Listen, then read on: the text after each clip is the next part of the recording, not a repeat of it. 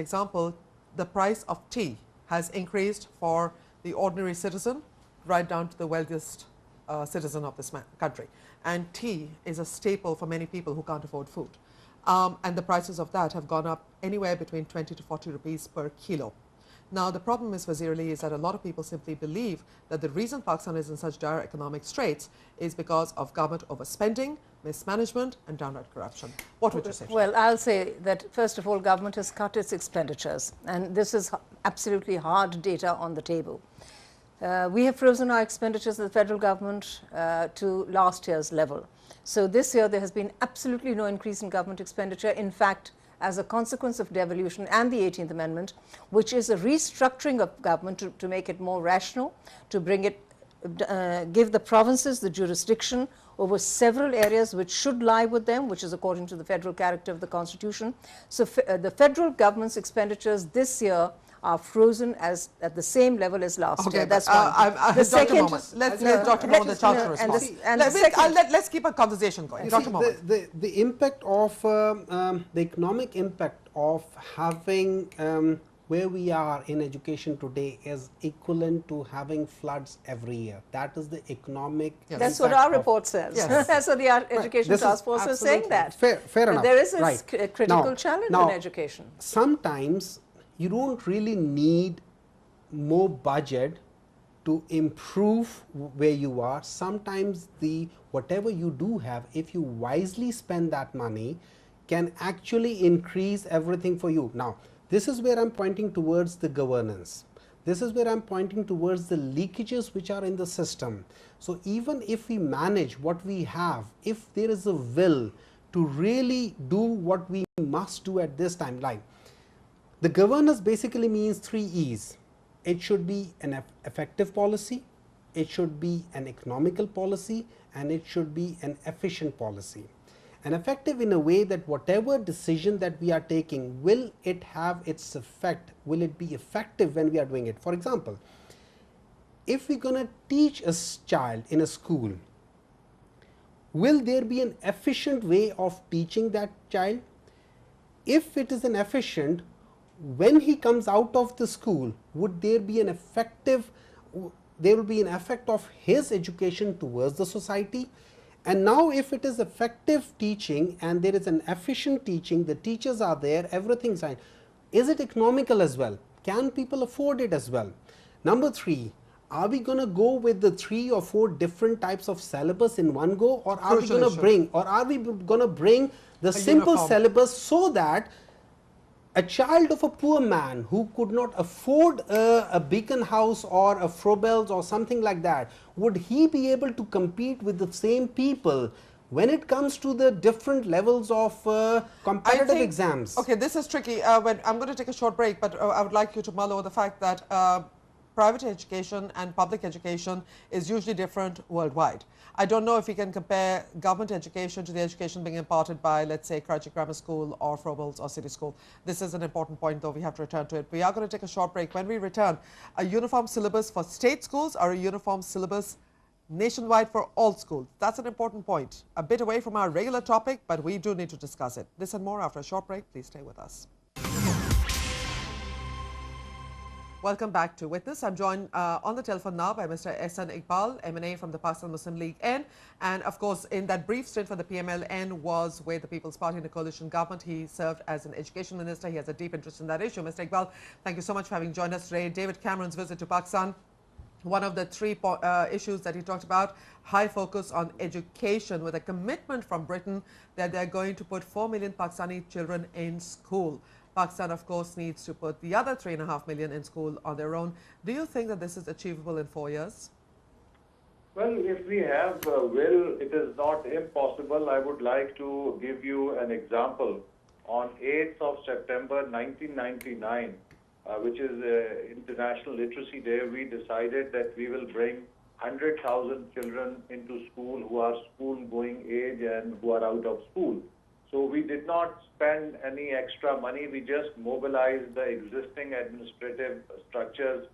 We mobilized the district administration, civil society, other government departments, private sector, local bodies. Prime Minister, President, Chief Minister, every VIP, whoever was someone was in a primary school to enroll children with their own hands.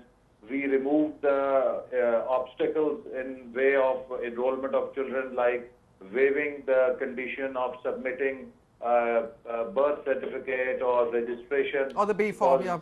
Yeah, because we find that mostly poor families do not have documents for their children, and Absolutely. for want of documents, they cannot get them enrolled. So Yep. we waived all those conditions. So you will be surprised that while UNESCO and UNICEF were our partners to monitor this campaign, with the help of teachers and communities, end of the day, 876,000 children showed up for enrollment. Okay. And we did not have enough capacity to hold those children. So against a target of 100,000, if you can bring in 876,000 children in a day, I don't think that, it is much of a challenge for 4 years. Okay, now, Mr. Iqbal, quickly, another very important question that I haven't really touched on yet, so I'll begin with you. Education is now a provincial subject after the 18th Amendment. And my question to you over here is a question that has been worrying me always. We don't have uniform curricula in the country. Now, the provinces are going to be deciding. That's always an issue. And also allocation of resources. It's now going to be up to the provinces to decide how much they're going to allocate. And I don't want you to talk just about Punjab. I want you to talk about this as a nationwide issue. Do you see any problems in this now? And, well, let's start with this first at least. Do you see any problems? First of all, let me clarify that I have personally, from my party's side, written a note of dissent in the 18th Amendment of devolving education fully to the provinces, because if we devolve education fully to the provinces, we will not only have a multi-class system in education, but a multi-province system of education in the country. And you might have a situation where metric or intermediate degree of one province may not be recognized by another province because they think that the other province is not teaching their students quality curriculum. Right. So every federation, whether United States, India, Indonesia, Germany, Canada, has a national level education department or ministry which ensures national standards of education. So we ought to have a body in the center which will set nationwide standards of achievement and curricula for education. And I would also like to highlight the issue of government's decision to devolve Higher Education Commission, which is a disaster for higher education, because under the present 18th Amendment, higher education is in the federal legislative list, and there is no requirement or compulsion to devolve Higher Education Commission. This is a body which has developed over last 7-8 years. We have developed a certain learning curve. It has moved on certain experience curve. And now, with no capacity in the provinces, which would probably need another 3-5 years to develop new institutions in provinces. Absolutely. So we are going to throw this whole higher education in total chaos and disaster situation. Mr. So Iqbal, I strongly appeal to the government to review its decision and to preserve Higher Education Commission, which is a national institution which has developed certain knowledge, which has developed certain capacity, and has earned its name. Okay, Mr. Iqbal, just a last question. I know you because you have to go, because Shahnaz Wazir is here. Of course, she's working on education. We're going to talk to her about these issues. But a last question, like, for example, now with the amount of money that's going to be coming in from Britain, something like $1.1 billion is going to come on over a 4-year period. Who decides how much money each province gets? Yeah, that again, therefore, what I said in the beginning, we need to have certain body, and I have proposed that government must set up a National Education Commission under Council of Common Interest with all the provincial ministers of education, its members, and an eminent educationist as the chairman of National Education Commission, which can make all these decisions and also can set standards for curricula in the country. Yeah, because right now Shahnaz Wazir, of course, is the chairperson of the task force on education, the PM's task force, and we haven't even got to that. But anyway, Mr. Ehsan Iqbal, thank you so much for your time. I know you're busy and you took time out to talk to us on this, so I appreciate your time. Ms. Wazir, you heard what Mr. Iqbal had to say. I don't think I found much to disagree with him on that. Well, I highly respect Mr. Ehsan Iqbal's points of view, and I see him as a very, very senior and a very experienced colleague in the education sector. His reference to the curriculum and the standards of curriculum, because you know the curriculum sets out the minimum competencies for every subject. What is the knowledge that you need to know about every subject, and what are the skills that you need to have? So I do agree absolutely that this is a function of the Federation, that the setting of the curriculum standards, the minimum competencies and skills everywhere in the world is done at the level of the central government or the Federation or the federal government. In the process of curriculum development, even in the past, prior to the 18th Amendment, the provinces have always been involved in the articulation of curriculum. So the scheme of studies, the syllabus and the curriculum process, which is a very intensive and a fairly extensive process. You know, the science curriculum or mathematics or Urdu or social studies is not done in a matter of 2 weeks or 2 months. It takes quite a while, and then curriculum reviews have to occur every 5 years.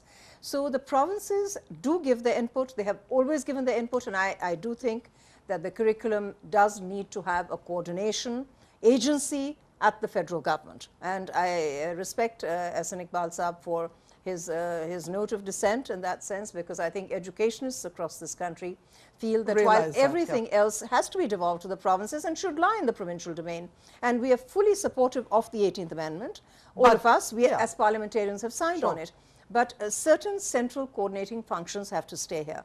The second issue, I think, which was very critical and important, which was raised, is about ensuring coordination between the provinces. What will be the mechanism to ensure that sort of coordination, not only on curriculum, but it could be on several things, on teacher standards.